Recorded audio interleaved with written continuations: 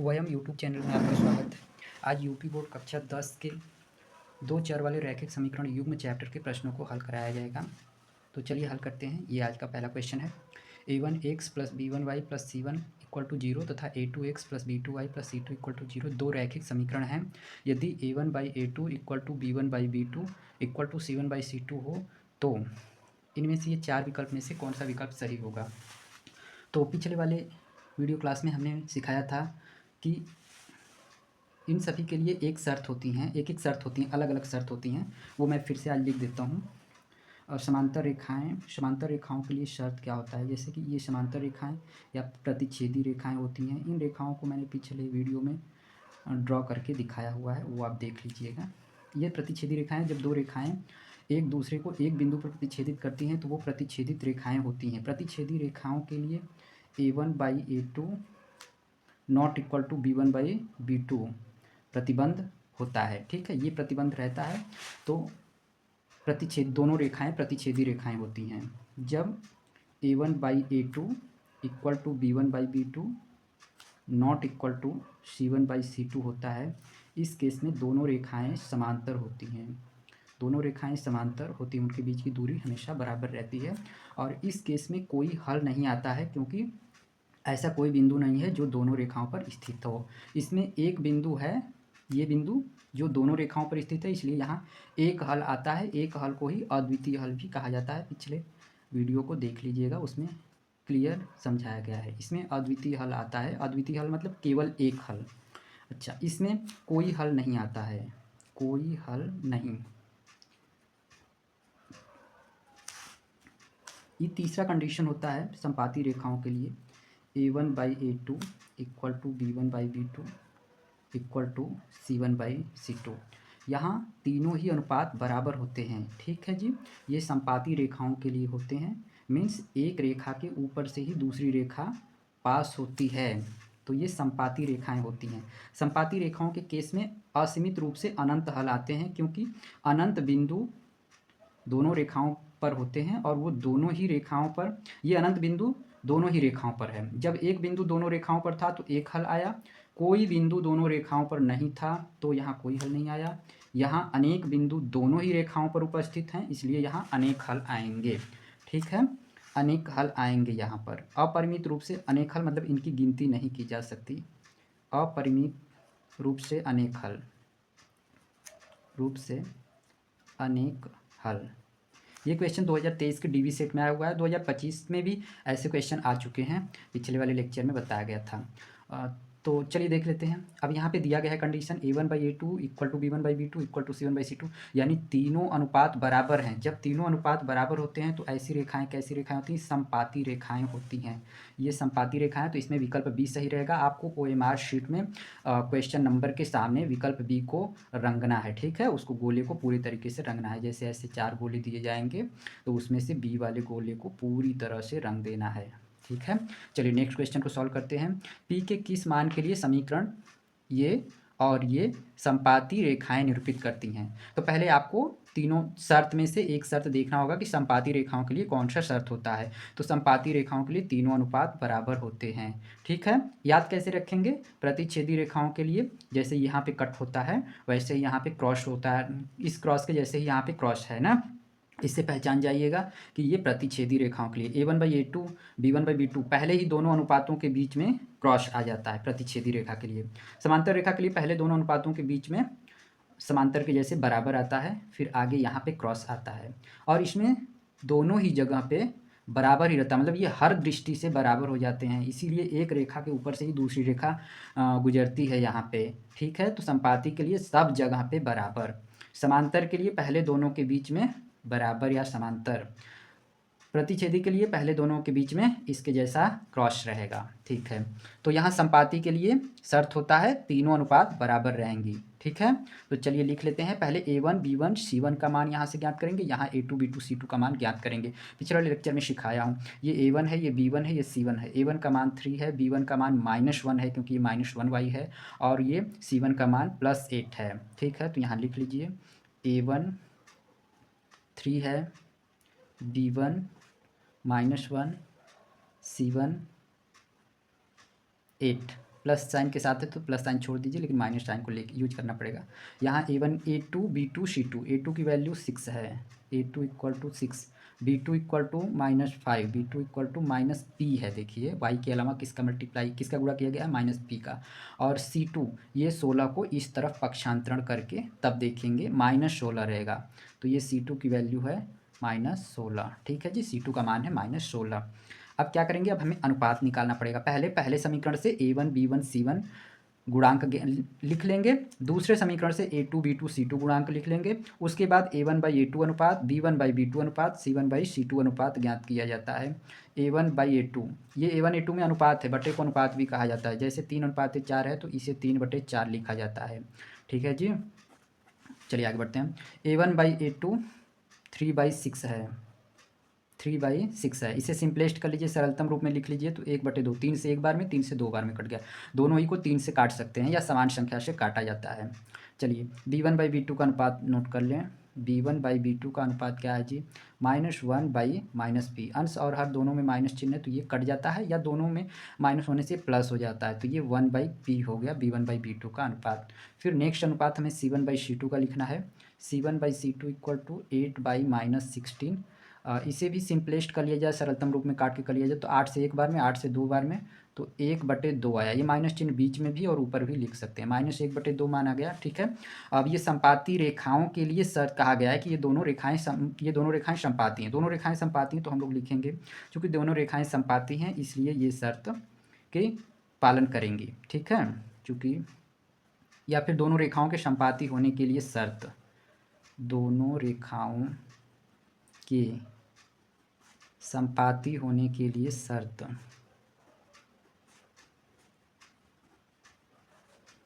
दोनों रेखाओं के संपाती होने के लिए शर्त है कि सभी अनुपात बराबर हो जाएंगे। A1/A2 बराबर B1/B2 इक्वल टू C1/C2। इसमें मान रख देते हैं। A1/A2 का मान कितना है जी, 1/2 है। B1/B2 का मान कितना है, 1/p है। और C1/C2 का मान कितना है, -1/2 है। ठीक, यहाँ +8 था और ये आने के बाद -5 हो गया, ये दोनों ही प्लस हो गए और ये भी प्लस है। ठीक है, अब यहाँ से हम लोग को ये क्रॉस मल्टीप्लाई कर लेंगे तो हम लोग का मान आ जाएगा।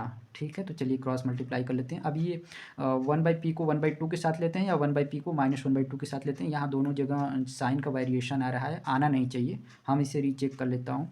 3/6, ये माइनस, तो ये यहाँ साइन में यहाँ लिखा होना चाहिए था माइनस, या फिर यहाँ माइनस रहा होगा, ये हमसे छूट गया है। ठीक है जी, यहाँ माइनस रहा होगा तो इस तरफ पक्षांतरण करने के बाद, इस तरफ पक्षांतरण करने के बाद ये +16 हो जाएगा। ठीक है, तो फिर यहाँ पे +16 रहेगा, तो फिर ये माइनस नहीं आएगा, 1/2 यहाँ भी रहेगा। ठीक है, तो अब 1/p के साथ 1/2 ये वाला ले लीजिए, चाहे ये वाला ले लीजिए, मतलब कि एक भिन्न के साथ दूसरा भिन्न इक्वल कर लीजिए। तो यहाँ 1/p इक्वल टू 1/2 लिखा जाएगा। क्रॉस मल्टीप्लाई करिए, p का 1 में गुणा होगा, 2 का 1 में गुणा होगा, तो p बराबर कितना हो जाएगा, 2 हो जाएगा। p के किस मान के लिए दोनों संपाती थी, तो p बराबर 2 के लिए ये दोनों रेखाएँ संपाती हैं। ठीक है, चलिए नेक्स्ट क्वेश्चन को सॉल्व करते हैं। 2x + ay इक्वल टू 1 तथा 3x - 5y इक्वल टू 7 का कोई भी हल नहीं होगा यदि a का मान है। इन दोनों समीकरणों का कोई हल नहीं है। ठीक है, कोई हल कब नहीं आता है, जब दोनों रेखाएं समांतर होती हैं, तब कोई हल नहीं आता है। तो इन दोनों रेखाओं के कोई हल न होने के लिए शर्त हम लोग लिखेंगे। उसके पहले हमें अनुपात ज्ञात कर लेना चाहिए। कौन सा अनुपात, A1/A2 B1/B2 C1/C2। ठीक है जी, तो चलिए समीकरण 1 के लिए A1A2 B1C2, या फिर ऐसे लिख देंगे समीकरण 1 से A1 B1 और C1 की मान कितने हैं। A1 का मान है 2, x का गुणांक A1, y का गुणांक B1 और ये C1 रहेगा। ठीक है, तो ये बाईं पक्ष में ले जा करके यहाँ U1 को इस तरफ पक्षांतरण कर लीजिए तो ये -1 आएगा। ठीक है, अब यहाँ दूसरे समीकरण के लिए लिखेंगे। दूसरे समीकरण के लिए A2 B2 और C2। A2 का मान कितना है, 3 है, B2 का मान कितना है, -5 है, और C2 का मान -7 को जब बाईं पक्ष में पक्षांतरण करेंगे तो ये -7 हो जाएगा। चलिए अनुपात ज्ञात कर लेते हैं। A1/A2 2/3, B1/B2 equal to A/-5। ज़रूरत पड़ने पर ये माइनस आप बीच में या ऊपर लिख सकते हैं। फिर C1/C2 इक्वल टू -1/-7, ये 1/7 हो जाएगा, माइनस अंश और हर के कट जाते हैं, ठीक है, या प्लस हो जाता है, जिसे लिखने की ज़रूरत नहीं रह जाती है। अब नेक्स्ट क्या करेंगे, हाँ ये शर्त दे दिया है कि कोई हल नहीं होने के लिए का मान, तो लिखेंगे कि दोनों रेखाओं के लिए, दोनों रेखाओं का कोई हल ना होने के लिए शर्त, दोनों रेखाओं का कोई हल ना होने के लिए शर्त का कोई हल न होने के लिए शर्त, कोई हल न होने के लिए शर्त लिख लेते हैं। A1/A2 equal to B1/B2 not equal to C1/C2, ठीक है, ये समांतर रेखाओं के लिए शर्त है। समांतर रेखाओं की कंडीशन में ही कोई हल नहीं आता है। समांतर रेखाओं का पहचान है A1/A2 और B1/B2 के बीच में समांतर जैसा बराबर रहेगा, ठीक है जी। हाँ चलिए आगे बढ़ लेते हैं। A1/A2 का मान लिख लीजिए 2/3 इक्वल टू B1/B2 का मान लिख लीजिए A/-5। हमें A का मान चाहिए तो ये यहीं से आ जाएगा, इन्हीं दोनों पास से, इसे लिखने की ज़रूरत नहीं है, ठीक है। चलिए इसे क्रॉस मल्टीप्लाई कर लें, 3 गुणा कर लें, 3 का A में गुणा हुआ तो ये 3A हो गया, और -5 का 2 में गुणा हुआ तो -5 × 2 हो गया। हमें A का मान चाहिए तो हम लोग क्या करेंगे, -10, और ये 3 जो गुणा में है ये भाग में आ जाएगा, तो A का मान -10/3 हो गया। -10/3 विकल्प सी है, तो विकल्प सी, उस क्वेश्चन के सामने 4 गोले रहेंगे, उसमें से तीसरा गोला विकल्प सी रहेगा, उसे रंग दीजिएगा OMR शीट में। नेक्स्ट क्वेश्चन है, युगपत समीकरण x + 2y = 70 और 2x + λy = 35 का कोई हल नहीं है यदि लैम्डा का मान होगा। इसमें लैम्डा का मान बताना है। कंडीशन क्या है कि दोनों समीकरणों का कोई हल नहीं है। दोनों समीकरणों का कोई हल कब नहीं आता है, जब दोनों रेखाएं समांतर होती हैं, ठीक, दोनों रेखाएं समांतर होती हैं। तो चलिए पहले हम लोग A1 B1 C1 ज्ञात करेंगे समीकरण 1 से, समीकरण 2 से A2 B2 C2 ज्ञात करेंगे। तो लिख देते हैं समीकरण 1 से A1 B1 और C1। A1 का मान कितना है जी, 1x है, 1, B1 2 है, और C1 70 को इस तरह पक्षांतरण कर लीजिएगा तो -70 होगा। समीकरण 2 से A2 B2 और C2।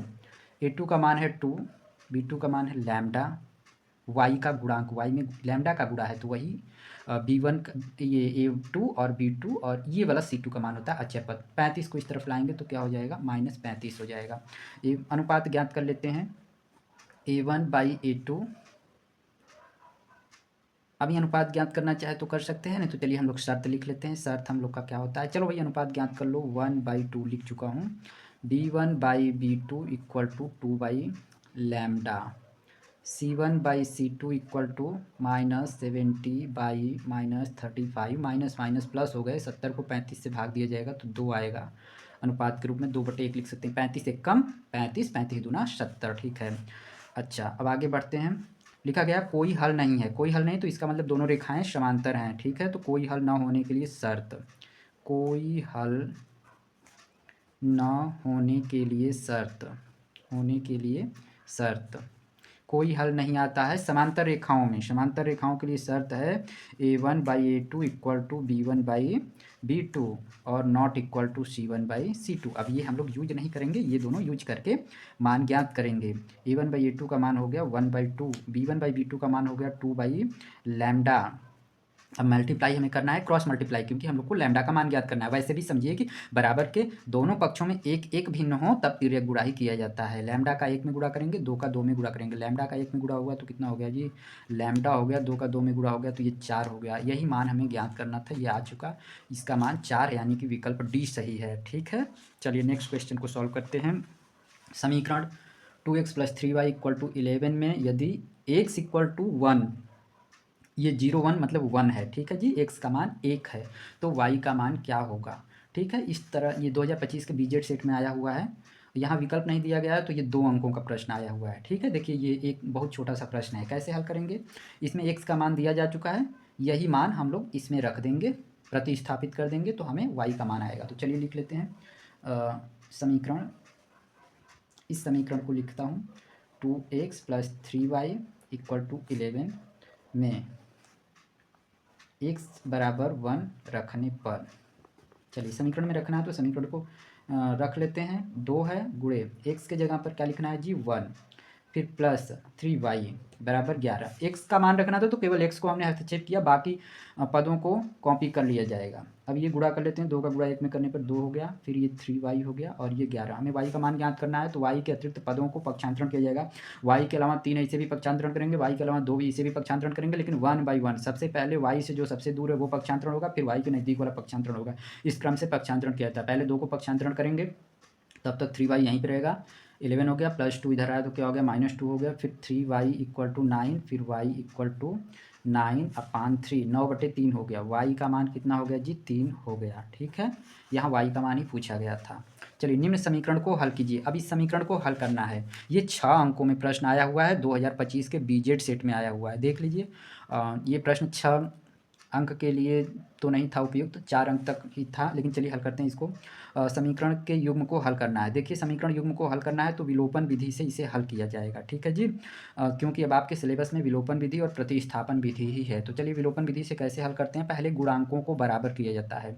एक्स का गुणांक 5 है, एक्स का गुणांक 6 है, तो यहाँ पे गुणांक बराबर करने के लिए इसमें 6 से गुणा करेंगे तो 30 बनेगा, इसमें 5 से गुणा करेंगे तो 30 बनेगा, मतलब दोनों में गुणा करना पड़ेगा। y का गुणांक बराबर करना है तो यहाँ पे केवल 5 से गुणा कर देंगे तो ये 5 बन जाएगा, मतलब यहाँ 5y आ जाएगा और 5y यहाँ पहले से ही है, तो दोनों जगह पे y का गुणांक बराबर हो जाएगा। तो इसलिए हम इसे समीकरण 1 लिखूंगा, समीकरण 2 लिखूंगा और समीकरण 1 में 5 से गुणा करूँगा तो समीकरण 2 के गुणांक के बराबर हो जाएगा। चलिए लिखते हैं, पहले दोनों समीकरणों को लिख लिया जाएगा। ये हल हमारा यहाँ से होगा। ठीक है, हल कर रहा हूँ इसे। हल समीकरण 1 लिख दिया भाई, 5x plus Y equal to 3, ये रहेगा हमारा समीकरण नंबर 1। दूसरा समीकरण भी लिख दीजिए, 6x minus 5y equal to 1/2, समीकरण नंबर 2। समीकरण 1 में 5 से गुणा करने पर, समीकरण 1 में 5 से गुणा करने पर, 1 में 5 से गुणा करने पर, ठीक है, ये गुणांक बराबर करना होता है विलोपन विधि में किसी एक का, या तो x का गुणांक बराबर कर लीजिए या तो y का गुणांक बराबर कर लीजिए। तो यहाँ y का गुणांक बराबर करना सुविधाजनक है, आसान है। तो समीकरण 1 में हम 5 से गुणा सभी पदों में करेंगे, इसमें भी 5 से गुणा करेंगे, इस पद में भी और इस पद में भी। इस पद में 5 से गुणा हो गया तो ये कितना हो गया 25x, इसमें 5 से गुणा हो गया तो 5y, इसमें 5 से गुणा हुआ तो कितना हो गया जी 15। ये रहेगा हमारा समीकरण नंबर 3 प्राप्त हो गया। अब समीकरण 2 को देखिए, समीकरण 3 को देखिए, यहाँ y का गुणांक 5 है, यहाँ भी y का गुणांक, यहाँ y का गुणांक -5, यहाँ y का गुणांक +5, तो समान है, संख्या समान है, चिन्ह तो बाद में देखेंगे हम लोग, संख्या समान है, तो इसलिए ये दोनों को अब हम हल करेंगे। क्या करेंगे देखा जाएगा, यदि चिन्ह असमान है, कटने वाला चिन्ह है तो सीधे जोड़ दीजिए। ठीक है, समीकरण 2 और समीकरण 3 को जोड़ने पर, ठीक है, तो इसे ऐसे भी लिखा जाता है, समीकरण 2 + 3 से, समीकरण 2 लिख लीजिए, 6x minus 5y equal to 1/2, समीकरण 3 लिख लीजिए, 25x प्लस 5y बराबर 15।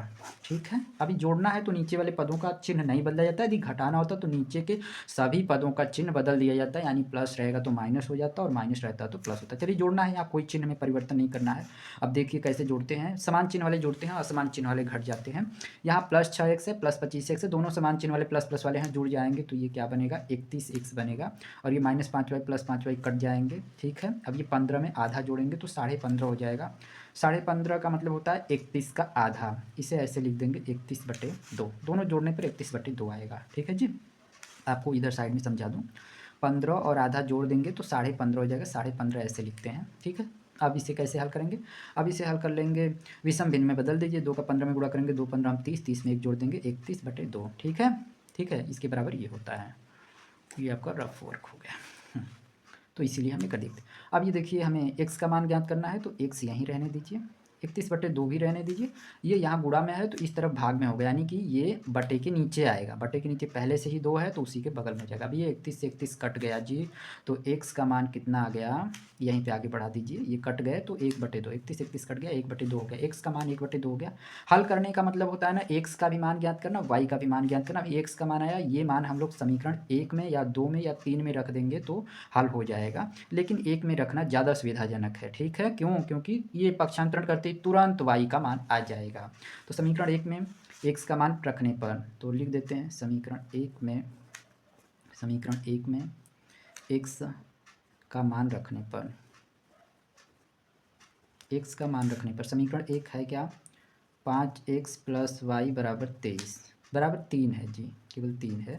चलिए तो अब आगे लिखा जाएगा 5 गुणे एक्स का मान क्या है 1/2 है गुणे प्लस वाई है बराबर है 3। अब ये 2.5 हो जाएगा, 5 में आधा का गुणा करेंगे तो ये 2.5 हो जाएगा, या ऐसे समझ लीजिए 5 एकम 5/2 हो जाएगा।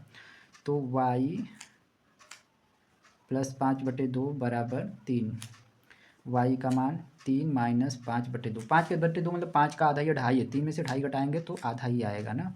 तो y का मान भी हाफ है और x का मान भी आधा ही है। ठीक है जी, चलिए आगे बढ़ते हैं। ये क्वेश्चन, निम्नलिखित समीकरण युग्मों को हल कीजिए। निम्नलिखित समीकरण युग्मों को हल कीजिए। ये 6 अंकों में आया हुआ है, ये 4 अंकों में आया, ये 2025 के सीए सेट में, ये 2024 के डब्ल्यू सेट में आया हुआ है। समीकरण युग्मों को हल करना है, इसमें 2 समीकरण युग्म हल करने हैं। चलिए इसको हल कर लेते हैं, फिर इसको हल कर लेते हैं, या मैं एक को हल कर देता हूँ, दूसरे को आप हल कर लीजिएगा, ठीक है। या फिर अभी तो यहाँ स्पेस थोड़ा कम पड़ जाएगा, इधर सॉल्व नहीं सॉल्व हो सकता है। चलिए इनमें से हमें लग रहा है ये आप इजीली कर लेंगे। कैसे कर लेंगे हिंट बता दे रहा हूँ। आप समीकरण एक में 2 से गुणा कर लेंगे तो x के यहाँ गुणांक समान हो जाएगा। दूसरा तरीका है कि समीकरण एक में 3 से गुणा कर लेंगे तो इससे गुणांक समान हो जाएगा। तो समीकरण एक में 3 से गुणा करके जोड़ लीजिएगा तो ये दोनों कट जाएंगे, ठीक। और ये 3x 2x मिलके 5x हो जाएंगे, ये जुड़ के 9 हो जाएगा। तो 5x बराबर 9, x बराबर 9/5 आएगा, वो मान रखेंगे तो y का भी मान आ जाएगा, ठीक है। ये हल करना है तो इसमें देखिए x का गुणांक 3 है, यहाँ 2 है, ये गुणा दोनों में करना पड़ेगा तब गुणांक 6 बराबर होगा। यहाँ 2 का गुणा करेंगे 6 बन जाएगा, यहाँ 3 का गुणा करेंगे तो 6 बन जाएगा। या दूसरा तरीका है कि y का गुणांक बराबर कर लें, यहाँ y का गुणांक 4 है, यहाँ y का गुणांक 2 है, तो चलिए इसमें 2 से गुणा कर लेंगे तो ये भी 4 बन जाएगा। तो समीकरण 2 लेंगे इससे और 2 से गुणा करेंगे। तो चलिए इसको इस वाले युग्म को हल कर रहा हूँ, ठीक है जी। तो इसको हल कर ले रहा हूँ। ये विकल्पी वाला है क्या, नहीं नहीं विकल्पी वाला नहीं, 6 अंकों का है, ये भी युग्म हल करना था, ये भी हल करना है। मैं इसको ले रहा हूँ हल करने के लिए। 3x + 4y = 10 समीकरण नंबर 1। दूसरा समीकरण है 2x - 2y = 2 समीकरण नंबर 2। समीकरण 2 में 2 से गुणा कर दिया जाएगा। समीकरण 2 में 2 से गुणा करने पर 2 से गुणा करने पर 2 से गुणा कर दिया जाएगा तो 2 दूना 4x हो जाएगा। इस पद में 2 से गुणा करेंगे, माइनस इस पद में भी 2 से गुणा करेंगे, इस पद में भी 2 से गुणा करेंगे, ठीक है। ये रहा समीकरण नंबर 3। अब समीकरण 3 को देखिए और समीकरण 1 को देखिए। यहाँ आप देख रहे हैं +4y है या -4y, गुणांक बराबर हैं, तो इन दोनों समीकरणों को जोड़ दीजिए। समीकरण 1 और समीकरण 3 को जोड़ा जाएगा। समीकरण 1 + 3 से समीकरण 1 में 3 जोड़ रहे हैं। समीकरण 1 को लिखेंगे हम लोग, समीकरण 1 हमारा ये है 3x + 4y बराबर 10। और फिर समीकरण 3 1 तो लिख लिया हमने, फिर 3 लिख लीजिए, 4x - 4y = 4। जोड़ना है तो नीचे वाले पदों का चिन्ह नहीं बदलेगा, ठीक है। अब ये +4y - 4y ये कट गए, ठीक है, कट गए। अब ये 3x और 4x मिलके कितने हो गए जी, 7x हो गए। और ये 10 और 4 मिलके कितना हो गया, 14 हो गया। 7x बराबर 14, तो 1x बराबर 2 हो गया, ठीक है।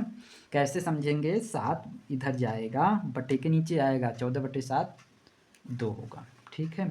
x का मान आ गया। अब x का मान हम लोग समीकरण 1 में, 2 में या 3 में प्रतिस्थापित करेंगे, किसी एक में ही प्रतिस्थापित करेंगे तो y का मान आ जाएगा। तो चलिए समीकरण x का मान समीकरण 2 में प्रतिस्थापित कर देते हैं, ठीक है। हाँ, x का मान समीकरण 2 में रखने पर, समीकरण 2 में x बराबर 2 रखने पर समीकरण 2 को लिख लीजिए, 2x - 2y = 2। 2 रखना है किसकी जगह पे, x की जगह पर, तो इसकी जगह पर 2 रख दीजिए। बाकी पदों को कॉपी कर लीजिए, जैसे का वैसे उतार लीजिए। ये 4 हो गया, -2y हो गया, = 2 हो गया, ठीक है। इसको एक और इजी अप्रोच से हल कर सकते हैं, चलिए कर लेते हैं। अब आगे -2y है, अभी 4 को पक्षांतरण कर लीजिए, तो -2y = 2 - 4, फिर -2y = कितना हो गया जी, -2, तो -2 से -2 कट जाएगा, y का मान 1 आ जाएगा।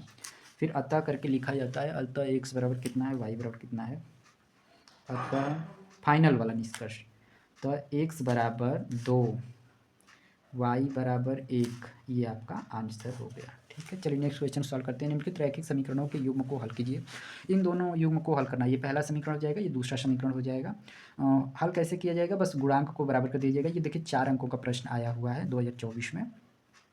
विलोपन विधि से इसको हल कर लेंगे हम लोग। ये समीकरण 1 लिखूंगा, समीकरण 2 लिखूंगा। गुणांक बराबर करना है तो देखिए यहाँ x का गुणांक 0.2 है और यहाँ 0.4 है। एक बार पॉइंट छोड़ के देख सकते हैं क्योंकि दोनों में एक ही अंक पर दशमलव लगा हुआ है तो दोनों बराबर ही हैं। यहाँ 2 से गुणा करेंगे तो ये 4 बनेगा और ये 4 पहले से ही है। दशमलव हटा के देखिए तो ये 2 है, ये 4 है। इसमें 2 से गुणा करेंगे तो ये 4 बन जाएगा, इसके बराबर हो जाएगा। इसीलिए हम लोग समीकरण 1 में 2 से गुणा करेंगे। पहले इसको लिख लेते हैं, हम लोग हल करेंगे। हल 0.2x plus 0.3y equal to 1.3, ये रहेगा हमारा समीकरण नंबर 1। दूसरा क्या करेंगे, 0.4x plus minus 0.5y equal to 0.7, ये माइनस साइन है इसका, ये समीकरण नंबर 2 रहेगा। अब समीकरण 1 में हमें 2 से गुणा करना है तो लिख दूंगा समीकरण 1 में 2 से गुणा करने पर, समीकरण 1 में 2 से गुणा करने पर समीकरण 1 के सभी पदों में 2 से गुणा कर दिया जाएगा। इसमें 2 से गुणा होगा तो गुणा कर लीजिए, फिर दशमलव को ध्यान दीजिएगा। ये 2 है, आगे का दशमलव जीरो का कोई वैल्यू नहीं होता है। 2 है, 2 में 2 का गुणा करेंगे तो कितना हो जाएगा जी, 4 हो जाएगा। दशमलव 1 अंक पे लगाता है, 1 अंक पे लगा दीजिए, सबसे आगे दशमलव था 0 लग जाता है, ठीक है। 2 गुना कर लीजिए, बस ऐसे समझिए। 0.3 था, 2 गुना हो जाएगा तो 0.6 हो जाएगा। ये 1.3 था, 13 का 2 गुना हो जाएगा 26 हो जाएगा, 2.6। 1.3 का 2 गुना 2.6, ठीक है। ये रहेगा हमारा समीकरण नंबर 3। अब समीकरण 2 और समीकरण 3 को देखिए, x का गुणांक 0.4, x का गुणांक 0.4, इन दोनों समीकरणों में x का गुणांक बराबर हो चुका है तो इन दोनों समीकरणों को हल किया जाएगा। क्या करेंगे, इन दोनों को घटाना चाहिए हमें, क्यों, क्योंकि हमने गुणांक बराबर किया है तो इन्हें विलुप्त करना है। विलुप्त कैसे होंगे, जब ये भी प्लस है ये भी प्लस है तो ये जुड़ जाएंगे, जबकि हमें काटना है तो यहाँ पे इसका चिन्ह बदलेंगे तो ये कट जाएगा, इससे ये माइनस हो जाएगा। लेकिन माइनस होता कब है, ये पता है आपको कि जब घटाया जाता है तो नीचे वाले पदों का चिन्ह बदल दिया जाता है, तो इसीलिए ये माइनस हो जाएगा। और ये ऐसा तब संभव है जब घटाएंगे हम लोग। तो चलिए लिख लेते हैं समीकरण 2 माइनस 3 से, समीकरण 2 में से समीकरण 3 घटाने पर, तो यहाँ लिख दिया जाएगा समीकरण 2 माइनस 3 से। समीकरण 2 लिख लीजिए, 0.4x minus 0.5y equal to minus 0.7, यहाँ माइनस था। चलिए समीकरण नंबर 2 लिख दिया हमने, फिर माइनस करना है समीकरण 3 को। समीकरण 3 लिख लीजिए इसी के नीचे, 0.4x plus 0.6y equal to 2.6, ये समीकरण 3 हो गया। अब इन्हें हमें माइनस करना चाहिए, तो ये प्लस है तो माइनस हो गया, ये माइनस हो गया और ये प्लस है तो माइनस हो गया। अब 0.4x का चिन्ह प्लस नहीं है, 0.4x का चिन्ह माइनस है और इसका चिन्ह प्लस है, इसका चिन्ह माइनस है, तो ये दोनों कट जाएंगे। अच्छा, यहाँ माइनस 0.5y, यहाँ माइनस 0.6y, दोनों ही समान चिन्ह वाले हैं, जुड़ जाएंगे और चिन्ह माइनस का ही रहेगा। अब 5y में 6y जोड़ते हैं तो 11y हो जाएगा। दशमलव 1 अंक पे था, 1 अंक पे लग जाएगा, ठीक है। ये दोनों माइनस वाले हैं, ये भी जुड़ जाएंगे, ये जुड़ करके कितने होंगे, 26 में 7 जोड़ते हैं 33 आता है, तो यहाँ भी 33, 3.33 हो गया। y का मान कैसे आएगा सुनिए भाई, ये भी माइनस ही है, दोनों ही माइनस वाले हैं तो माइनस ही आएगा। अब माइनस कट गए भाई, यहाँ भी माइनस, यहाँ भी माइनस से कट गया, तो 1.1 y बराबर 3.3। अब y बराबर कितना होगा, 3.3 बटे 1.1, इससे 3 बार में ये विभाजित होगा, तो y का मान कितना आ गया, 3 आ गया। अब ये 3 मान, y का 3 हम लोग इस समीकरण में रख देंगे, ठीक है, इस समीकरण में रख देंगे तो 0.9 होगा, इधर जाकर के 0.4 रहेगा, तो फिर इससे डिवाइड करेंगे तो x का मान 2 आएगा, y का मान 3 आएगा, ठीक है। तो ये y का मान समीकरण 1 में आप रख लीजिएगा तो मान आ जाएगा, ठीक है। अब चलिए नेक्स्ट क्वेश्चन हम लोग सॉल्व करते हैं। निम्नलिखित समीकरणों के युग्म को हल कीजिए, इन दोनों समीकरणों के युग्म को हल करना है, ठीक है। समीकरणों के युग्म को हल करना है तो सबसे पहले इनको व्यवस्थित कर लिया जाए। दोनों समीकरणों को कैसे व्यवस्थित किया जाए, एक्स वाई के गुणांक बाएं पक्ष में कर लीजिए और अचर पद को दाएं पक्ष में कर लीजिए। ये किस विधि से हल कर रहा हूँ, विलोपन विधि से हल कर रहा हूँ, ठीक है। विलोपन विधि ही सुविधाजनक रहता है जब तक कि अनिवार्य न किया जाए कि प्रतिस्थापन से भी हल करना है। जब वो अनिवार्य कर देगा तब आपको प्रतिस्थापन से हल करना पड़ेगा। तो चलिए इसको लिख लेते हैं, समीकरण 1 हल करते हैं इसको अच्छे से, यहाँ स्पेस है हमारे लिए हल करने को। तो लिखते हैं 3x minus 5y minus 4 equal to 0। देखो ये 6 अंकों का प्रश्न आया हुआ है, 6 अंक का, 2024 के HY सेट में। तो ये हम लोग लिखेंगे, ये समीकरण 1 था लेकिन इसको थोड़ा पुनर्व्यवस्थित करेंगे, ये 4 को दाईं पक्ष में भेज दीजिए, क्योंकि विलोपन विधि से हल करने के लिए x और y को बाएं पक्ष में रखना और इसको अचर पद को दाएं पक्ष में रखना सुविधाजनक रहता है। तो मैं इसे अरेंज कर लेता हूँ, 3x minus 5y equal to 4, -4 दाएं पक्ष में आएगा तो ये धनात्मक हो जाएगा, ये रहेगा समीकरण नंबर 1। अब दूसरे समीकरण को मैंने लिखा 9x equal to 2y plus 7। अब इसको भी x और y को बाईं पक्ष में रहना चाहिए, बाईं पक्ष में है लेकिन 2y दाईं है तो उसको पक्षांतरण कर लीजिए। 9x +2y जब इस पक्ष में आएगा बाएं पक्ष में तो ये -2y हो जाएगा। यहाँ क्या बच गया जी 7 हो गया। ये रहेगा समीकरण नंबर 2। अब समीकरण 1 और 2 मतलब इसको और इसको ध्यान दीजिए, इसमें गुणांक बराबर करना पड़ेगा। यहाँ देखिए x का गुणांक 3 है, यहाँ x का गुणांक 9 है, तो इसको 9 बना लेते हैं हम लोग। क्या करना पड़ेगा 9 बनाने के लिए, इसमें 3 से गुणा करना पड़ेगा। ठीक है, 3 से गुणा करेंगे तो 9 बन जाएगा और ये भी 9 है, तो दोनों का गुणांक बराबर हो जाएगा। तो समीकरण 1 में 3 से गुणा करने पर लिख देते हैं, समीकरण 1 में 3 से गुणा करने पर, समीकरण 1 में 3 से गुणा करने पर, समीकरण 1 में 3 से गुणा करने पर, चलिए गुणा कर लेते हैं। 3 से इसमें भी, इसमें भी, इसमें भी, पूरे समीकरण के सभी पदों में गुणा किया जाता है। 3 से गुणा किया गया तो 9x, यहाँ 3 से गुणा किया गया तो 15y, यहाँ 3 से गुणा किया गया तो 12। ठीक है जी, ये बन जाएगा समीकरण नंबर 3। अब समीकरण 3 और समीकरण 2 को ध्यान से देखिए, यहाँ x का गुणांक 9, यहाँ भी x का गुणांक 9, तो बस इन्हीं दोनों समीकरणों को हमें जोड़ना पड़ेगा या तो घटाना पड़ेगा। कब जोड़ना पड़ता है, जब दोनों का चिन्ह समान हो तब आप घटाइएगा ताकि वो कट सकें, और जब दोनों का चिन्ह असमान हो तो वहाँ जोड़ दीजिएगा तब कट जाएंगे। ठीक है, तो यहाँ पे देखिए यहाँ भी प्लस है, यहाँ भी प्लस है। अभी इनको हम घटाएंगे तो इसका चिन्ह बदलेगा, तो वो प्लस रहेगा, ये माइनस रहेगा, तो कटेगा ना, ये काटना पड़ता है। जिसका गुणांक हमने बराबर किया है वो हमें विलुप्त करना है, यानी उसको काट देना है। कटेगा कैसे, जब वो घटेगा। ठीक है, घटेगा कैसे, जब चिन्ह असमान होगा। यहाँ प्लस है, यहाँ भी प्लस है, तो इसको माइनस बनाना होगा। नीचे के पदों का चिन्ह माइनस कब होता है, जब हम समीकरण को घटाते हैं। तो लिखते हैं समीकरण 2 माइनस समीकरण 3 से, समीकरण 2 माइनस समीकरण 3 से। समीकरण 2 को लिख लीजिए, 9x माइनस 2y बराबर 7। फिर समीकरण 3 को लिखिए, 9x माइनस 15y बराबर 12। इन दोनों समीकरणों को घटाना है तो चिन्ह यहाँ बदलना पड़ेगा। ये प्लस था लेकिन अभी माइनस हो गया, ये माइनस था प्लस हो गया, ये प्लस था तो माइनस हो गया। अब 9x का चिन्ह हमें माइनस लेके चलना है, 15y का चिन्ह प्लस लेके चलना है, माइनस को ध्यान नहीं देना है। 12 का चिन्ह प्लस नहीं रह गया, माइनस रह गया। चलिए ध्यान से देखते हैं, प्लस 9x और ये माइनस 9x है, ये कट के 0 हो गए, इसे लिखने की ज़रूरत नहीं है। ये माइनस 2y है और ये प्लस 15y है। माइनस वाला है पद, ये धन वाला पद है, तो अब ये घटाया जाएगा जी। 15y में से 2y घट जाएगा तो कितना आ जाएगा 13y। और ये माइनस 12 है, ये प्लस 7 है, ये भी घट जाएगा तो क्या आएगा -5। तो y का मान कितना आ गया, -5/13 y का मान हो गया। अब ये मान हम लोग समीकरण 1 में या 2 में या 3 में रखेंगे तो हमें x का मान प्राप्त होगा। ठीक है, तो चलिए हम देखते हैं किसमें सुविधाजनक रहेगा। समीकरण 1 में रखना सुविधाजनक है, तो हम लोग y का मान समीकरण 1 में रख लेते हैं। तो लिखेंगे y का मान समीकरण 1 में रखने पर, समीकरण 1 में y का मान रखने पर, या y बराबर -5/13 रखने पर, -5/13 रखने पर, चलिए लिख लेते हैं। समीकरण 1 में रखना है तो समीकरण 1 को नोट डाउन करिए, 3x minus 5y equal to 4। y का मान रखना है तो x वाले पद को और 4 को हस्तक्षेप नहीं करना, उन्हें कॉपी कर लेना है। ठीक है, तो मैंने कॉपी कर लिया, माइनस को भी 5 को लिख लिया, गुणे में y की जगह पर y का मान क्या है जी, -5/13, और ये 4 जैसे का वैसे उतार लिया गया। अब ये 3x रहेगा, ये दोनों गुणा करना है। तो पहले हम लोग चिन्हों का गुणा करते हैं, माइनस का माइनस में गुणा करेंगे प्लस, 5 का 5 में गुणा करेंगे 25 बटे क्या हो गया 13 हो गया, और यहाँ 4 है। अब हमें x का मान निकालना है तो हमें 25/13 को पक्षांतरण करना होगा, उसके बाद 3 को पक्षांतरण करना होगा। x के अलावा जो कुछ भी है सबको पक्षांतरण करना है 1 बाई 1, लेकिन जो दूर वाला है वो पहले पक्षांतरण होगा, फिर नज़दीक वाला पक्षांतरण होगा। चलिए देख लेते हैं, 3x अभी 3 रहेगा लेकिन 25/13 पक्षांतरण होगा तो 4 है, ये प्लस 25/13 इधर आएगा तो क्या हो जाएगा -25/13।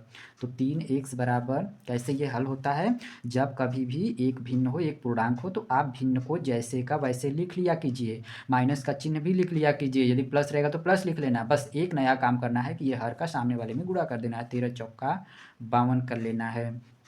3x बराबर, ये घटा लीजिए, 25 में 52 में से 25 घट गया 27 हो गया, बटे क्या आ गया 13 आ गया। आपको x का मान चाहिए तो 3 को पक्षांतरण करिए। ठीक है, पक्षांतरण कर लेते हैं, 27/13 है, ये 3 गुणा में है ना, इधर आएगा भाग होगा, मतलब बटे के नीचे आएगा, बटे के नीचे 13 पहले से है तो उसी के बगल में आ जाएगा। ठीक है, अभी ये बटे के नीचे आ चुका है, यही हर बार किया जाता है, जब इधर गुणा वाला अंक इधर आता है, भिन्न के हर के नीचे आ जाता है या हर के पोजीशन पर जाता है। 3 से ये 9 बार में कट जाएगा, इसे काट लेते हैं। हाँ, x इक्वल टू 3 से ये 9 बार में कटेगा तो 9/13। अब अतः करके आपको लिखना है, अतः x equal to 9/13 comma y बराबर -5/13। ये हल हो गया 6 अंक का प्रश्न है। ठीक है, नेक्स्ट क्वेश्चन सॉल्व करते हैं। 2x + 3y = 11 और 2x - 4y = -24 को हल कीजिए और इससे m का वह मान ज्ञात कीजिए जिसके लिए y बराबर mx + 3 हो। तो पहले इन दोनों समीकरणों को हल करते हैं हम लोग को x और y का मान प्राप्त हो जाता है। ये पता है कि जब दो रैखिक समीकरणों को हल किया जाता है तो x और y का मान प्राप्त हो जाता है। जब x और y का मान आ जाएगा तो x यहाँ पुट कर देंगे, y यहाँ पुट कर देंगे, तो ये जो तीसरा वाला चर है m, इसका मान प्राप्त हो जाएगा। तो पहले हमें इस पर ध्यान न दे करके पहले हमें x और y का मान ज्ञात करने की ओर अग्रसर होना चाहिए। ये दो समीकरण युग्म को हल करना है। चलिए विलोपन विधि से हल करते हैं। पहले गुणांक बराबर करना चाहिए और यहाँ पहले से ही गुणांक बराबर है। देखिए x का गुणांक 2 है, x का गुणांक 2 है, तो कोई बात नहीं, बस इन्हें अब हम क्या करेंगे, घटा देंगे। इस समीकरण में से इस समीकरण को घटा देंगे। चलिए हल कर लेता हूँ। तो यहाँ हल लिख दिया गया। ठीक है, ये समीकरण 1 लिखा जाएगा। 2x + 3y = 11, ये रहेगा समीकरण नंबर 1। दूसरा है 2x - 4y = -24, ये समीकरण नंबर 2। दोनों समीकरणों को यहीं पे घटाइए और यहाँ पे मैं साइड में लिख दूंगा कि समीकरण 1 - 2 से, देखिए दोनों समीकरणों को पहले गुणांक बराबर देखना होता है। गुणांक बराबर है तो या तो जोड़िए या घटाइए, दो में से एक ही काम करना पड़ता है, लेकिन हर बार जोड़ेंगे और हर बार घटाएंगे ये फिक्स नहीं है। वो निश्चित और निर्भर इस बात पर करता है कि दोनों का चिन्ह कटने वाला है कि नहीं कटने वाला है। यदि नहीं कटने वाला होगा तो घटा दीजिएगा, कट जाएगा। यदि कटने वाला रहेगा तो फिर उन्हें जोड़ दीजिएगा। ठीक है, यहाँ देखिए कटने वाला नहीं था तो हमने क्या किया, घटा दिया है। अब यहाँ चिन्ह बदल जाएगा तब ये कट जाएगा। इसका चिन्ह प्लस है तो ये माइनस होगा, ये माइनस है तो ये क्या हो जाएगा, प्लस हो जाएगा, ये माइनस है तो ये भी प्लस हो जाएगा। अब 2x का चिन्ह माइनस कंसिडर किया जाएगा, मतलब इस 2x का चिन्ह माइनस हो गया। यहाँ +2x और ये -2x को ये कट गए अब। ठीक है, +3y + 4y ये मिलके कितने हो गए, ये 7y हो गए। ये +11 और +24 मिलके जुड़ेंगे, दोनों ही प्लस वाले हैं, जुड़ गए, ये 35 हो गया। y का मान कितना हुआ, 35/7। देखिए बताया हूँ कि इधर गुणे में है तो इधर भाग यानी बटे के नीचे आता है, और पहले से ही कुछ मौजूद हो बटे के नीचे तो उसी के बगल में गुणा हो जाता है। y बराबर 35 को 7 से भाग देंगे तो 5 आ गया, y का मान आ गया। अब y का मान आया तो हम लोग समीकरण 1 या 2 में पुट करते हैं, रखते हैं तो x का मान आता है। तो चलिए समीकरण 1 में रख दें या समीकरण 2 में रख दें तो वह x का मान आएगा। x का मान लाना है तो समीकरण 1 में रख लीजिए। समीकरण 1 में y बराबर 5 रखने पर, y बराबर 5 रखने पर, समीकरण 1 में रखना है तो समीकरण 1 को लिख लीजिए। 2x + 3y = 11। ठीक है जी, इसमें y की जगह पर 5 रखना, तो y वाले पद को हम तो थोड़ा हस्तक्षेप करेंगे, लेकिन इन दोनों को कुछ हस्तक्षेप किए बिना ही नीचे उतार लेंगे जैसे का वैसे। 2x + 3 लिख दिया, y की जगह पर 5 लिख लीजिए और यहाँ 11 लिख लीजिए। अब ये 2x हो गया, ये गुणा कर लीजिए, 15 हो गया, और ये 11 हो गया। अब देखिए x का मान ज्ञात करना है तो आपको 15 भी भेजना है, 2 भी पक्षांतरण करना है, लेकिन बारी बारी से पहले 15 को भेज दीजिए फिर 2 को भेजिए। बताया गया है, देखिए भैया ये दूर वाला पहले न जाएगा फिर नज़दीक वाला भी चला जाएगा, तब x का मान आ जाएगा। तो चलिए 15 को पक्षांतरण करते हैं। अब ये मैं यहाँ हल कर लेता हूँ। अभी 15 पक्षांतरण होगा तो 2x यहीं रहेगा। 2x = 11, अब ये +15 इधर आया तो क्या हो गया, -15, फिर 2x = अब ये +11 -15 हल करेंगे तो -4 आ जाएगा। देखिए भाई, और समान चिन्ह घटा दिया गया। x का मान आपको चाहिए तो -4, अब 2 को भी पक्षांतरण कर दीजिए, बटे में आएगा, x बराबर कितना हो गया, -2 हो गया। ये x का भी मान आ गया और यहाँ y का मान आ चुका है। तो अब x और y दोनों का मान आ गया, मतलब समीकरण तो ये हल हो गया था यदि युग्म हल करना होता तो। लेकिन y यहाँ यम का मान रखना है, यम का मान चाहिए हमें, तो क्या करेंगे, इसमें हम लोग x का भी मान रखेंगे, y का भी रखेंगे, तो m का मान प्राप्त होगा। तो दिए गए समीकरण को लिख लेते हैं। अब y बराबर mx + 3 ये दिया गया है, इसमें मान रख देते हैं। y का मान क्या करेंगे, y का मान है 5, m इंटू x का मान कितना है, x का मान 2 -2 है भाई, -2 + 3 5 हो गया, ये गुणा कर लीजिए तो -2m + 3। अब 2m को इधर पक्षांतरण कर लीजिए, 3 को वहीं रहने दीजिए, 5 को इधर लाइए, संख्याएं एक तरफ और m वाला पद एक तरफ। -2m इधर आया तो +2m हो गया, 3 अपने पद में है वो प्लस है, और +5 इस तरफ आया तो -5 हो गया। 2m = कितना हो गया, -2 हो गया। आपको m का मान चाहिए तो 2 गुणा में है, ये भाग में आएगा, -2/2। फिर अब 2 को 2 से भाग दे देंगे तो -1 हो जाएगा। ये m का मान हो गया, यही पूछा गया था आपसे, ठीक है जी। तो ये सॉल्व हो गया। नेक्स्ट क्वेश्चन सॉल्व करते हैं। निम्नलिखित समीकरण निकाय को विलोपन विधि से हल कीजिए। इसको विलोपन विधि से हल करना है, तो चलिए विलोपन विधि से हल कर लेते हैं। विलोपन विधि में क्या करना होता है, गुणांक बराबर करना होता है। देखिए यहाँ x का गुणांक क्या है, 1 है, और यहाँ x के बटे 2 है, मतलब x का आधा किया गया है। तो यहाँ x का गुणांक आधा है और यहाँ x का गुणांक क्या है जी, 1 है। तो अब 1 को आधा बनाने के लिए 1/2 से गुणा कर देंगे। या दूसरा तरीका है कि इसमें 2 से गुणा कर दीजिए, तो ये भी क्या हो जाएगा, x बन जाएगा, ठीक है। इसमें 2 से गुणा कर सकते हैं। दूसरा तरीका है कि इसमें आधा से गुणा कर सकते हैं। आधा किसको कहते हैं जी, 1/2 को आधा कहा जाता है ना। तो क्या उपयुक्त रहेगा, उपयुक्त रहेगा 2 से गुणा कर दिया जाएगा, तो यहाँ भी 4/3 हो जाएगा। तो फिर ये घटाना सुविधाजनक है। हाँ, 2 से गुणा करना बहुत ज़्यादा सुविधाजनक है। तो चलिए समीकरण 1 को लिख लेता हूँ, समीकरण 2 को लिख लेता हूँ। समीकरण 1 को मैंने लिखा, यहाँ से हल हमारा शुरू होता है ना।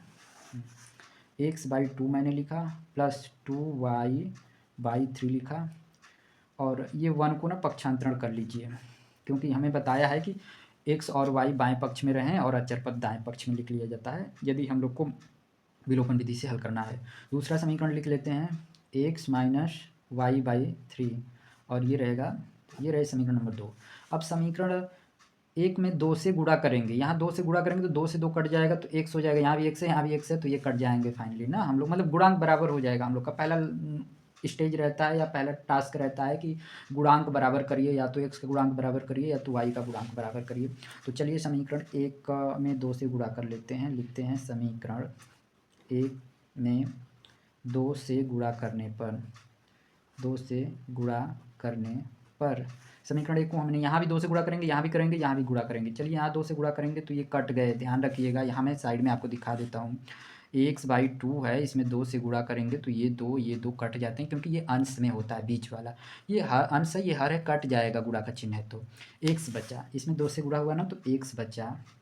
इसमें भी 2 से गुणा होगा तो 2 ऊपर ही गुणा हो जाएगा, और ये 2 ना 3 से कटेगा नहीं, बीच वाला 2 नहीं कटेगा, क्योंकि 2 नीचे 3 नहीं काट पाएगा। ऊपर 2 का 2 में गुणा हो जाएगा, तो ये हो जाएगा 4y/3। यहाँ भी 2 से गुणा हो जाएगा, तो ये -2 हो जाएगा ना, ठीक है। तीनों पदों में 2 से गुणा हो गया। ये रहेगा समीकरण नंबर 3।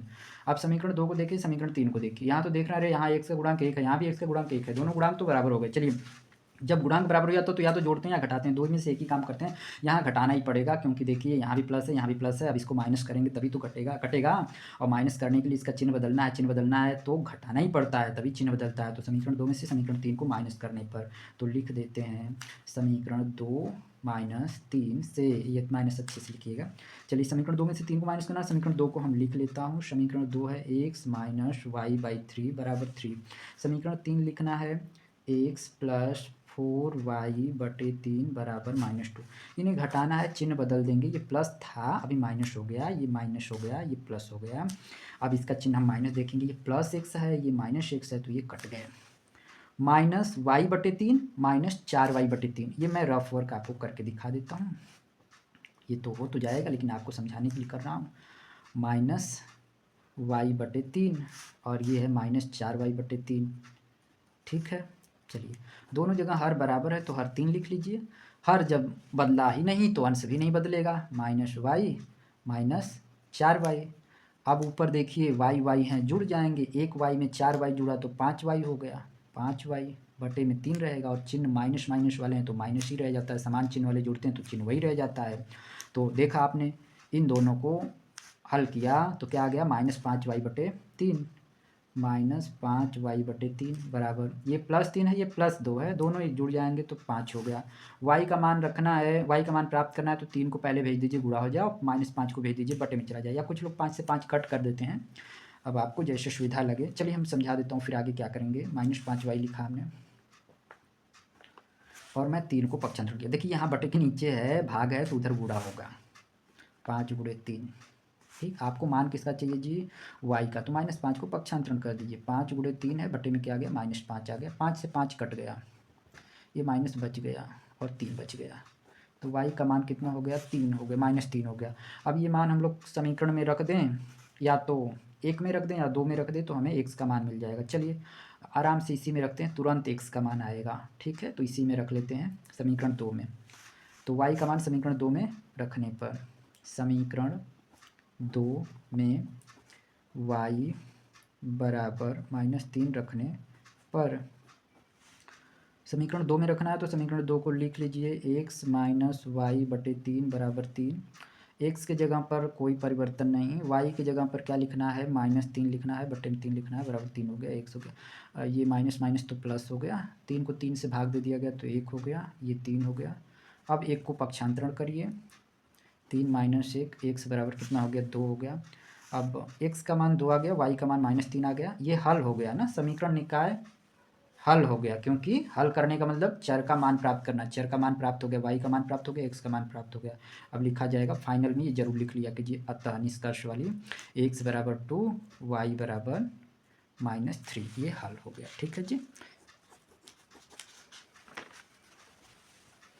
ये समीकरण क्या लिखा हुआ है, 2 समीकरण है, रैखिक समीकरणों के युग्म को हल कीजिए। 2 समीकरण है यानी युग्म है, तो इसे हल करना है, इसे हल कर लेते हैं जल्दी से। यहाँ गुणांक बराबर करना होता है, देखिए एक्स का गुणांक 1 है, यहाँ भी 1 है और चिन्ह भी अलग है, तो बहुत अच्छा। यहाँ तो पहले से ही गुणांक बराबर है, वाई का भी गुणांक बराबर है। चलिए समीकरण 1 को और 2 को लिख लेते हैं हम लोग, एक्स प्लस 2y बराबर 19। दूसरा समीकरण है -x प्लस 2y बराबर 1, समीकरण 1, समीकरण 2। इन दोनों को हमें क्या करना चाहिए, जोड़ देना चाहिए, क्योंकि देखिए पहले से चिन्ह असमाने कटने वाले हैं ना, तो चिन्ह बदलने की जरूरत नहीं है।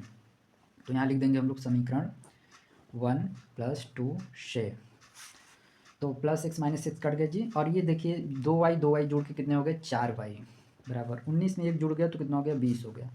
y बराबर 20, 4 गुणे में इधर आ गया, 4 भाग में हो गया, तो y बराबर कितना हो गया जी, 5 हो गया ना। अभी y का मान आया है, हल करने का मतलब x का मान भी चाहिए आपको, तो y का मान किसी एक में रख दीजिए तो x का मान आ जाएगा। चलिए इस वाले में रख लीजिए, ठीक है। तो लिख लेते हैं समीकरण 1 में y बराबर 5 रखने पर,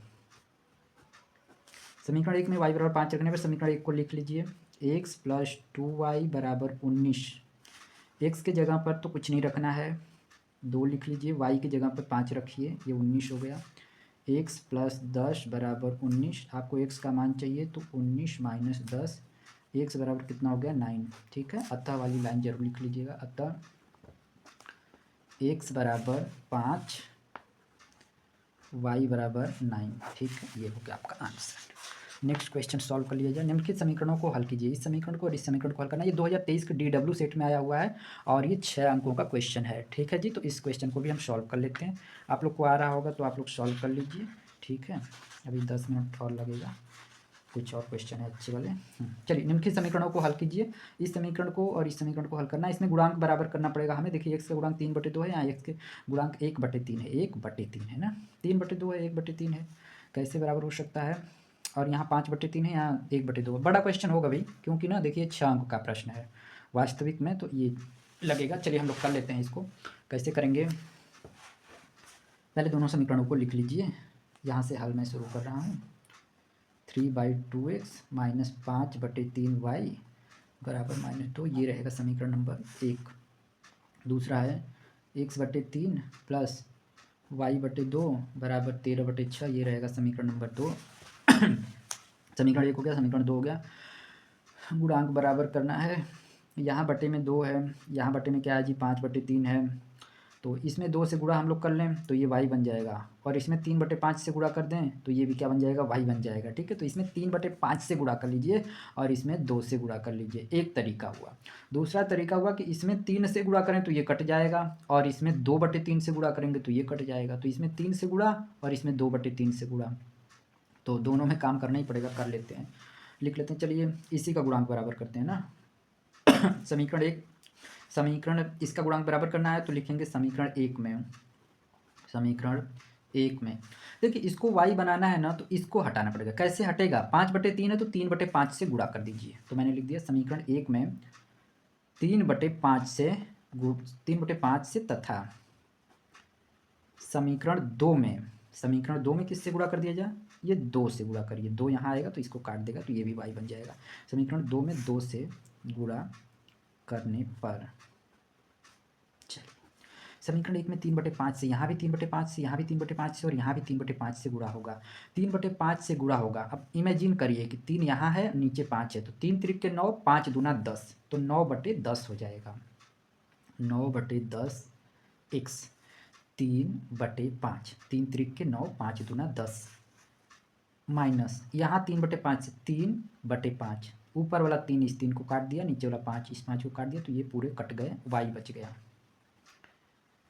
3/5 से यहाँ गुणा किया, 3 लिखा 5 लिखा, ये 3 ऊपर ऊपर गुणा हो जाएगा तो -6/5 हो जाएगा। ठीक है, ये रहेगा आपका समीकरण नंबर 3। अब समीकरण 2 में 2 से गुणा करने पर यहाँ 2 से गुणा, यहाँ भी 2 से गुणा, यहाँ भी 2 से गुणा, 2 से गुणा ऊपर ही करेंगे, 2 का गुणा x में करेंगे तो 2x हो गया। नीचे कट रहा होता ना 2 से तो ये काट देते, लेकिन ये कटेगा नहीं, तो 2 का x में गुणा हुआ 2x हो गया बटे 3, 2 का गुणा हो गया। यहाँ 2 का गुणा हो रहा है तो ये कट रहा है, 2 ये कट गए तो केवल y बचा। यहाँ भी 2 से गुणा करेंगे तो 2 से ये 6 कटेगा, कितनी बार में कटेगा? 3 बार में, 2 3 6, तो 13/3, 13/3 ये रहेगा आपका समीकरण नंबर 4। इसमें देखिए y का गुणांक बराबर हो चुका है, तो दोनों समीकरणों को हम लोग जोड़ेंगे ना, ये कटने वाली संख्या -y + y ये कट रहे हैं, तो लिखेंगे समीकरण 3 + 4 से, समीकरण 3 + 4 से। ठीक है भाई, अब चलिए आगे बढ़ जाते हैं। ये कट गए, इन दोनों का चिन्ह क्या है? प्लस है, दोनों ही प्लस वाले हैं तो ये जुड़ जाएंगे। कैसे जुड़ेंगे? ये यहीं पे हम लोग जोड़ लेते हैं, x ऊपर कर लीजिए, 9x/10 प्लस ये भी जुड़ेगा 2x/3, 2x/3 बराबर, अब ये दोनों भी जुड़ेंगे भाई, कैसे जुड़ेंगे? -6/5 प्लस 13/3। चलिए इधर का इधर हल कर लेते हैं, इधर के भिन्नों को इधर हल कर लेते हैं।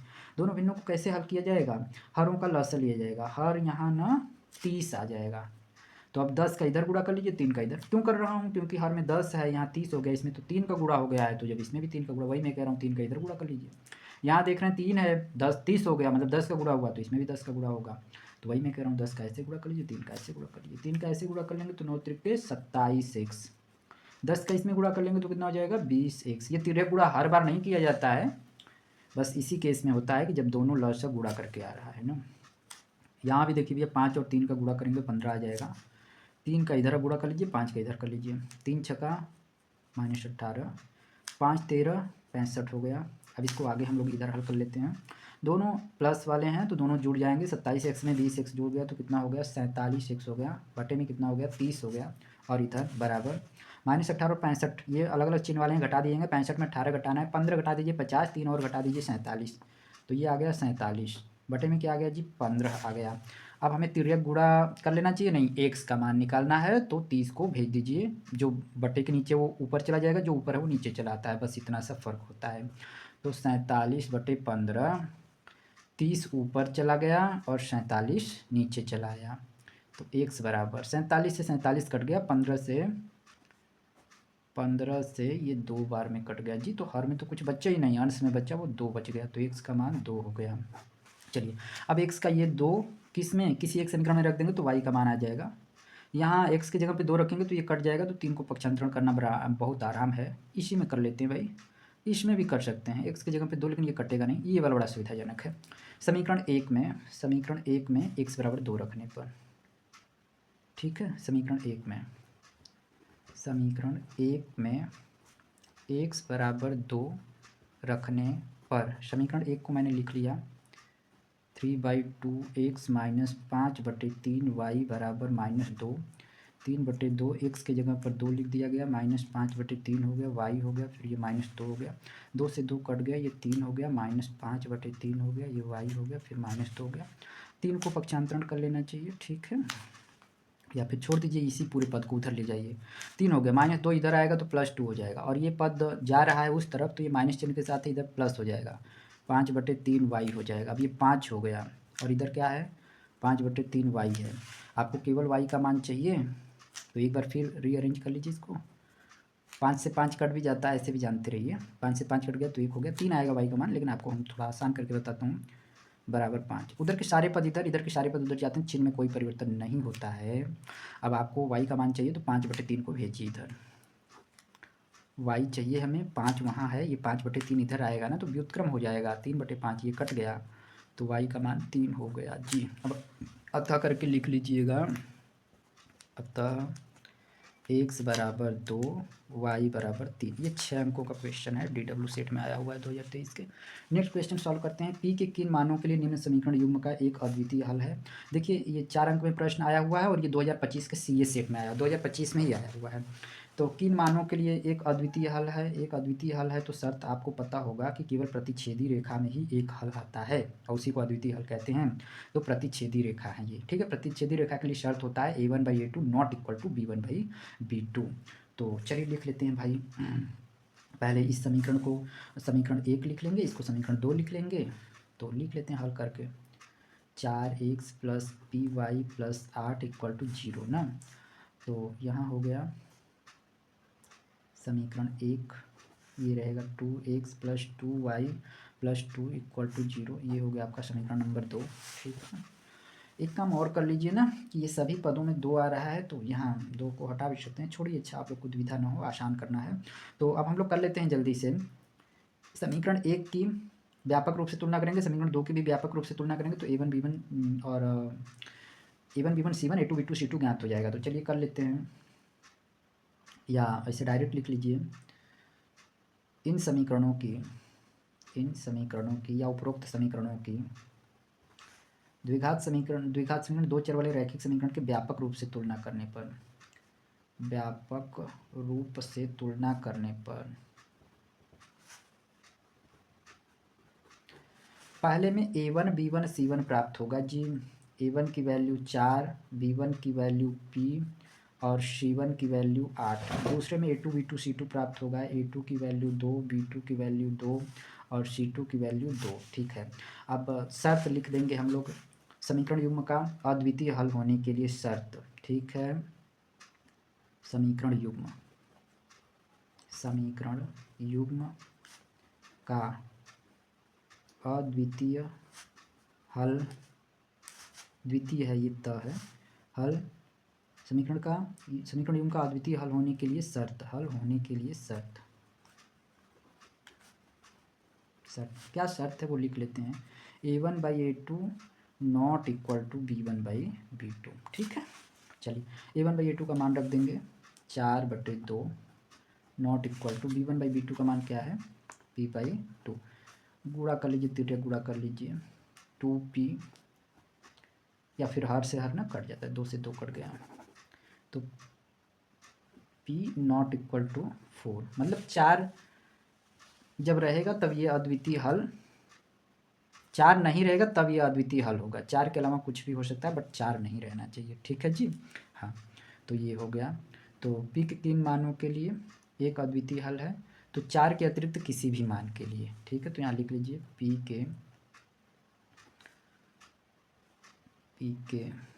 4 के अतिरिक्त कोई मान होने के लिए अद्वितीय हल है ना, ठीक है। समीकरण युग्म का अद्वितीय हल प्राप्त करने के लिए p का मान 4 के अतिरिक्त कोई भी संख्या हो सकता है, ठीक है, लेकिन 4 नहीं हो सकता है। p के अतिरिक्त ये p का मान 4 के अतिरिक्त कोई भी संख्या हो सकता है। p का मान 4 को छोड़कर कोई भी संख्या, 4 को छोड़कर कोई संख्या। आगे बढ़ते हैं। k का मान ज्ञात करने के लिए जिसके लिए समीकरण ये और ये एक अद्वितीय हल है, समीकरण इतना और इतना का एक अद्वितीय हल है। चलिए आगे बढ़ लेते हैं, इसको कर लेते हैं जल्दी से। k का मान ज्ञात कीजिए जिसके लिए समीकरण ये और ये एक अद्वितीय हल है, तो प्रतिच्छेदी रेखाएं हैं। अभी इसी के जैसे क्वेश्चन है बिल्कुल, ये कौन से शेट में आया हुआ है ये हम लिख नहीं पाया, लिख लेते हैं, जल्दी से हल करते हैं। तो सबसे पहले समीकरणों से तुलना करके ना समीकरणों को लिख लिया जाएगा, जगह भी है तो चलिए कर लेते हैं। 2x + ky = 1, समीकरण नंबर 1। 3x - 5y = 7, समीकरण नंबर 2। फिर यहाँ लिखिए a1 b1 c1, a1 का मान 2 है, b1 का मान k है और c1 का मान ये 1, इधर पक्षांतरण करके देखेंगे तो -1 होगा। दूसरे समीकरण में a2 b2 c2 प्राप्त होते हैं। a2 का मान कितना है 3 है, b2 का मान -5 है और c2 का मान कितना है -7 है, ठीक है। तो अनुपात लिखा जाएगा a1/a2, शर्त अब लिख लेते हैं या ज्ञात कर लीजिए। a1/a2 का मान कितना है 2/3, b1/b2 का मान कितना है k/-5, c1/c2 का नीड नहीं लेकिन लिख लेता हूँ, = -1/-7।